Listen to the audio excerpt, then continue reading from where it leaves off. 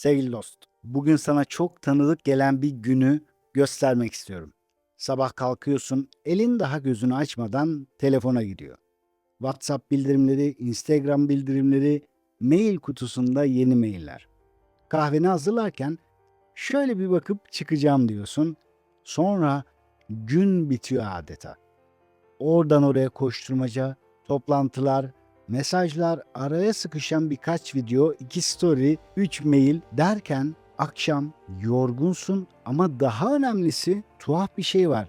Gerçekten ürettiğini de, gününü dolu dolu geçirdiğini de hissetmiyorsun. İçten içe şu soru geliyor.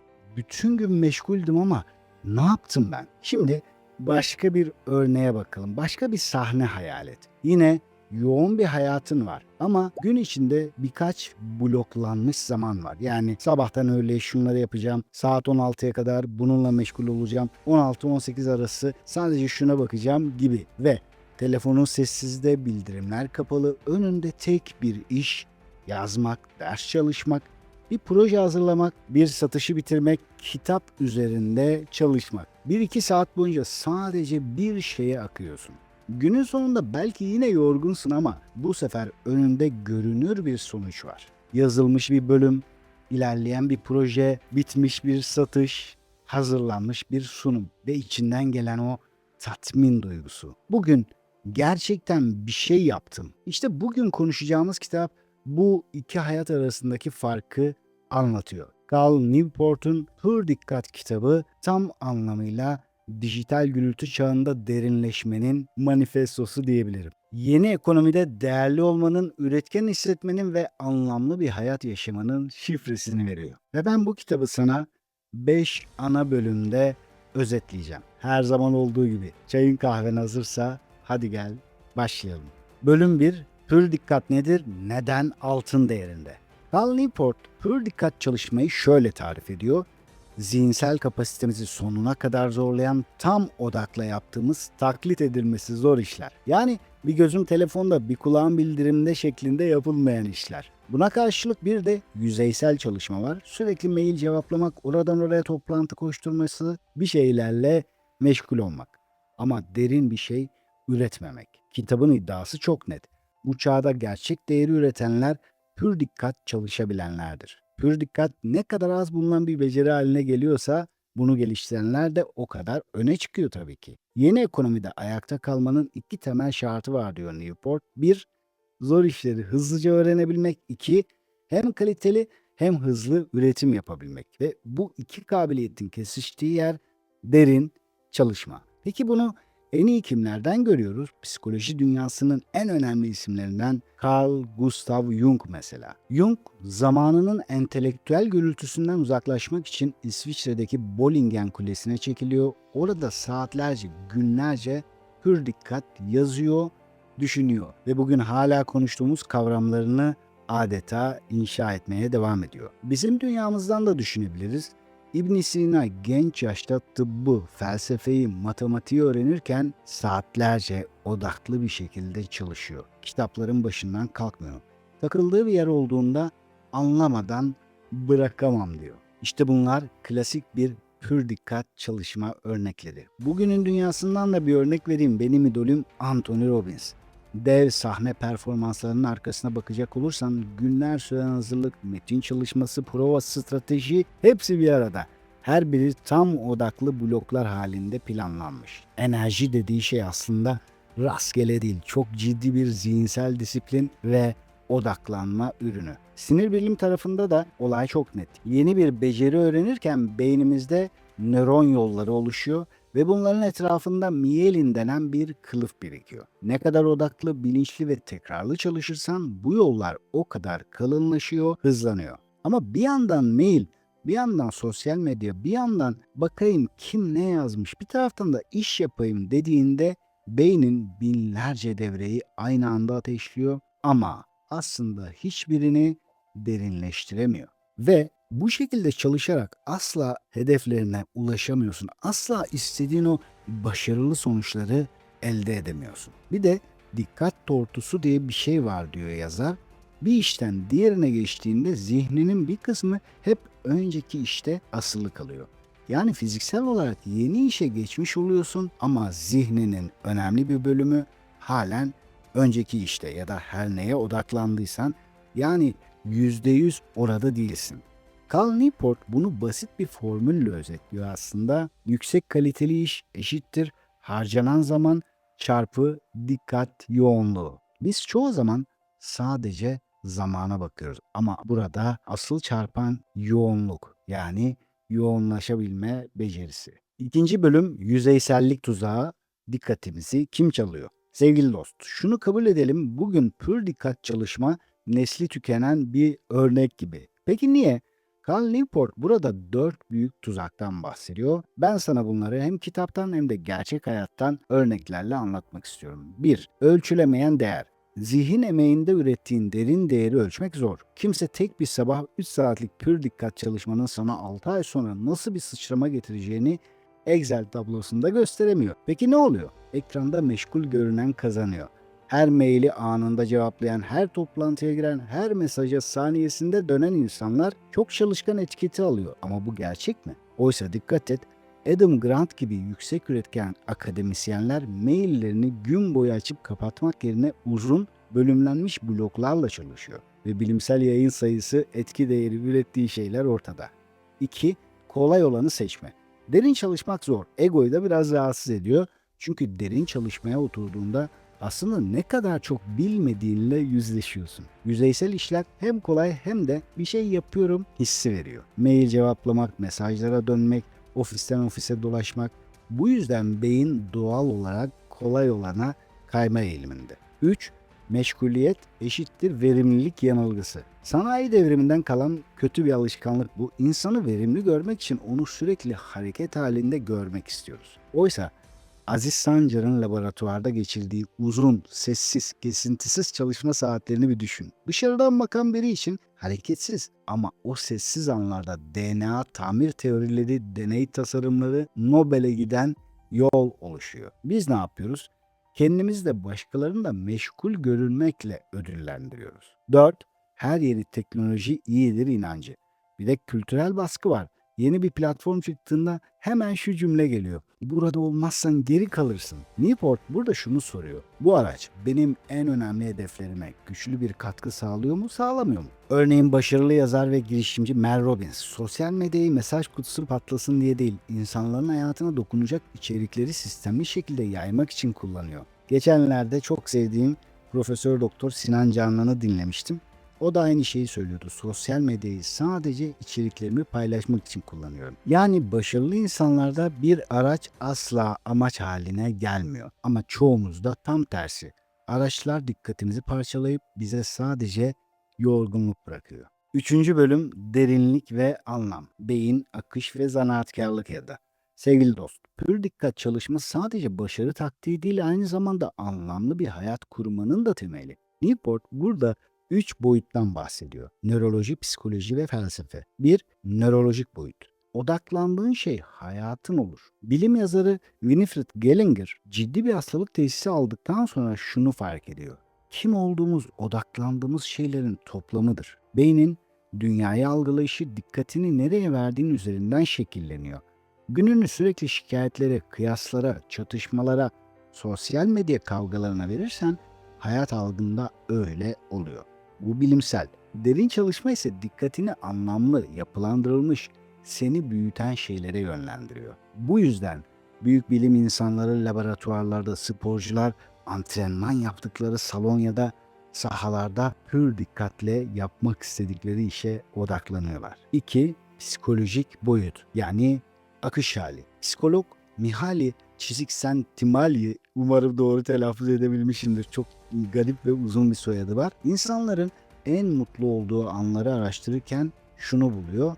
İnsanlar hiçbir şey yapmadıkları anlarda değil, tam tersine tüm benlikleriyle bir işe gömüldükleri yani odaklandıkları anlarda en yüksek mutluluğu yaşıyorlar. Tatmin duygularını yaşıyorlar. İşte buna akış diyoruz. Bir sporcu düşün. Sahaya çıktığında sadece ve sadece yapmak istediği şeye odaklanıyor. Başka her şey adeta siliniyor, filtreleniyor zihninden. Naim Süleymanoğlu böyle olmasaydı o rekorları kırabilir miydi? Cristiano Ronaldo bu kadar odaklı olmasaydı o muazzam sonuçları alabilir miydi? Yani başarılı insanlarda hep bunu görüyoruz. Yazarken, üretirken, tasarlarken hep muhteşem bir odak. 3. Felsefi boyut. Kitapta demirci bir zanaatkardan söz ediliyor. Adam el emeğiyle bir Viking kılıcı yaparken şöyle diyor: benim kılıca ihtiyacım yok ama kılıç yapmaya ihtiyacım var. Çünkü o iş onun için sadece geçim kaynağı değil, kimliğinin bir parçası. Bizim kültürümüzde de bunun çok güzel örnekleri var. İmam Gazali bir dönem her şeyi bırakıp uzun süre inzivaya çekiliyor. Düşüncelerini yeniden inşa ediyor. Bu zihinsel bir pür dikkat dönemi ve sonra bir insan ömrüne sığmayacak kadar büyük eserler çıkarıyor ortaya.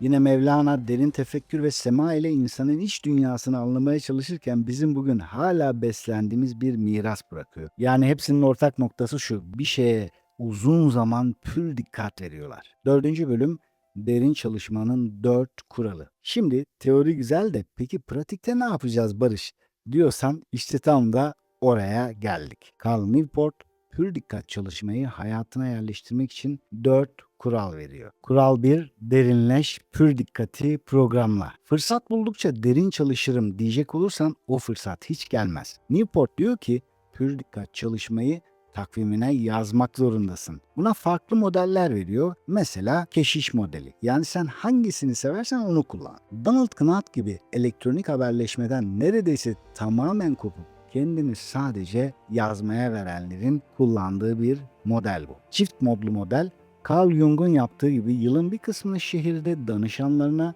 bir kısmını göl kenarındaki kulede derin düşünceye ayırmak. Bir başkası ritmik model, her gün aynı saatlerde, örnek veriyorum sabah 6 ile 8 arası sadece tek bir projeye çalışmak. Ve bu seni birkaç ay içinde bambaşka bir noktaya taşır, ne üzerine çalışırsan çalış. Diğeri gazeteci modeli, Walter Isaacson gibi gün içinde oluşan her boşluğu derin çalışma fırsatına çevirmek. Bunların ortak noktası şu: derin çalışmaya oturduğunda bir ritüelin olur. Nerede çalışacağın belli, ne kadar çalışacağın belli, hangi kurallara uyacağın belli. Yani telefon sessizde ya da uçak modunda, kapıda rahatsız etmeyin yazıyor. Sadece o proje masada açık. J.K. Rowling Harry Potter'ı yazarken evde dikkatini toplayamadığı dönemlerde otellere çekiliyor. Tek işi yazmak olan bloklar planlıyordu. Bu da radikal ama çok net bir pür dikkat tercihiydi. Kural 2: can sıkıntısından kaçma. Dikkat kasını eğit. Odaklanma bir kas gibidir diyor. Her sıkıldığında elini telefona atarsan beynine şunu öğretirsin: en küçük rahatsızlıkta kaç. Yazar diyor ki önemli olan arada internet molası vermek değil, odak blokları ile dikkat dağıtma bloklarını bilinçli şekilde ayırmak. Mesela 40 dakika pür dikkat çalış, 10 dakika mola ver. Sonra tekrar 40 dakika pür dikkat çalış. Bir de çok güçlü bir egzersiz var: üretken meditasyon. Ben bunu çok kullanırım. Yürüyüş yaparken, spor yaparken, arabayla giderken tek bir soruna ya da projeye odaklanıyorsun ve bu projede bir sonraki adım ne olmalı? Bu eğitimi nasıl kurgulamalıyım gibi sorular soruyorsun. Zihin dağıldığında fark edip nazikçe konuyu geri getiriyorsun. Bu hem bilinçaltını çalıştırıyor hem de odaklanma kasını güçlendiriyor. Bunu hayatına transfer edersen Naim Süleymanoğlu'nun antrenmanda bara odaklanması gibi sen de kendi barına odaklanmaya başlıyorsun. Kural 3: sosyal medyadan çık. Araçların efendisi ol. Yazar burada çok net: her azıcık faydası olan aracı kullanmak zorunda değilsin diyor. Zanaatkar yaklaşımı diyor buna. 1. Hayatında sana en çok değer getiren 2-3 ana faaliyeti belirle. Eğitim vermek, yazmak, içerik üretmek, spor yapmak, işini büyütmek gibi. 2. Sonra her araca şu soruyu sor: bu araç bu faaliyetleri gerçekten güçlendiriyor mu? Eğer güçlendirmiyorsa ve dikkatini sürekli parçalayıp sana yorgunluk bırakıyorsa o zaman belki çıkma zamanıdır. Newport 30 günlük bir deney öneriyor. Bir platformu 30 gün tamamen bırak. Sonra kendine şunu sor: onsuz hayatım daha mı kötü oldu, daha mı iyi? İnsanlar neredesin, çok özledik dedi mi? Yoksa kimsenin haberi bile olmadı mı? Cevaba göre kararını ver. Bugün pek çok başarılı isim sosyal medyayı ya hiç kullanmıyor ya da çok kontrollü ve sınırlı kullanıyor. Cal Newport'un kendisi Bilgisayar bilimleri alanında üretken bir akademisyen ve sosyal medyada neredeyse yok. Çünkü diyor ki benim asıl değerim derin çalışabileceğim saatlerden geliyor. Tabii bu herkes için böyle olmak zorunda değil ya da tek mesele sosyal medya değil. Senin hayatında çıkarılması gereken ya da azaltılması gereken her neyse ona göre odaklan. Mühim olan şudur. Bu bana gerçekten değer katıyor mu? Hedef ve amaçlarımla ilişkili mi değil mi? Kural 4. Sığ sulara dikkat. Hür dikkat çalışmak için sadece odaklanmak yetmez, takvimde yer açmak gerekir. Newport'un burada iki güçlü önerisi var. Bir, günün her dakikasını planla. Bu her dakikanın tıka basa dolu olması demek değil ama sadece ne yapacağını bilmek demek. Kontrol hissi. Sabah 10 dakika ayırıp 9-10-30 derin çalışma, 10-30-11 e-posta, 11-12 toplantı gibi bloklar oluşturmaktan bahsediyor. 2. Gün içinde elbette revize edebilirsin ama plansız gittiğinde otomatik pilot seni hep yüzeyselliğe çekiyor. 3.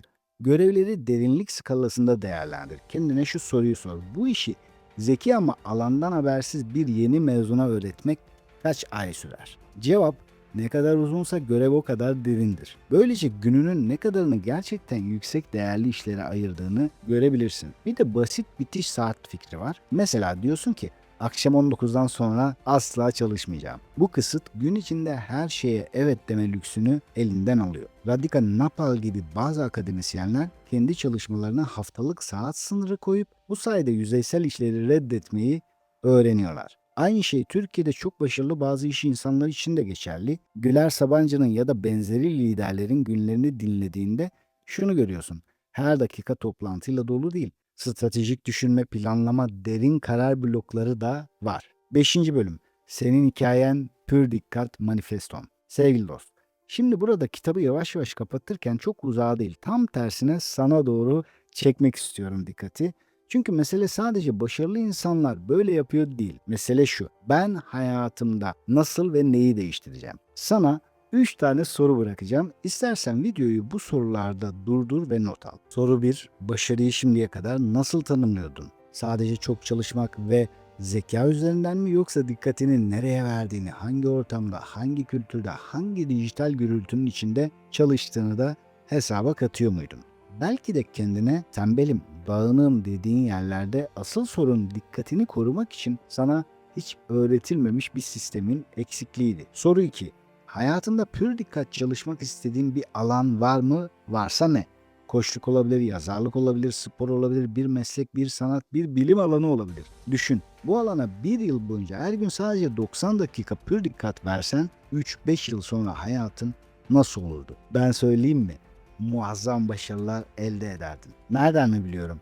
Binlerce başarılı insanın hayat hikayesinden. Soru 3. Bu hafta bırakacağım bir yüzeysel alışkanlık ne?